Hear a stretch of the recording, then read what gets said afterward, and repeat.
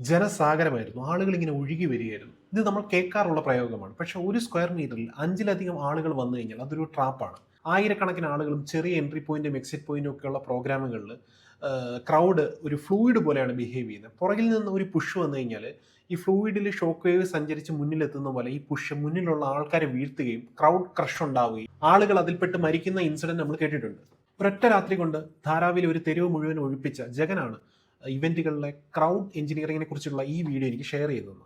ഓരോ ഇവന്റിന്റെ നേച്ചർ അനുസരിച്ചായിരിക്കും അതിനകത്തേക്ക് ആളുകൾ വരുന്നത്. ഇപ്പം മ്യൂസിക് ഇവന്റിനും സ്പോർട്സ് ഇവന്റിനും ആളുകൾ വരുന്നത് രണ്ട് രീതിയിലായിരിക്കും. ഈ ക്രൗഡ് എഞ്ചിനീയറിംഗ് എക്സ്പേർട്ട് ഈ ആളുകളുടെ എൻട്രി ഫ്ലോയെ ഒരു ഗ്രാഫായിട്ട് പ്ലോട്ട് ചെയ്യും. അപ്പോൾ ഇതിനകത്തെ കർവുകളെ ഫ്ലാറ്റ് ആക്കാനായിട്ട് ഇവർ ശ്രമിക്കും. കാര്യം ഈ ഗ്രാഫിലെ കർവ് ഫ്ലാറ്റ് ആയി കഴിഞ്ഞ് കഴിഞ്ഞാൽ ആളുകളുടെ ഫ്ലോ സ്മൂത്ത് ആയിരിക്കും, സേഫ് ആയിരിക്കും. അതിനനുസരിച്ചായിരിക്കും ഇതിനകത്ത് ക്യൂ ഒക്കെ കോൺഫിഗർ ചെയ്തത്. ഈ വീഡിയോ കണ്ടപ്പോഴാണ് എനിക്ക് ഇത്രയധികം ക്യൂ ഉണ്ടെന്ന് മനസ്സിലായത്.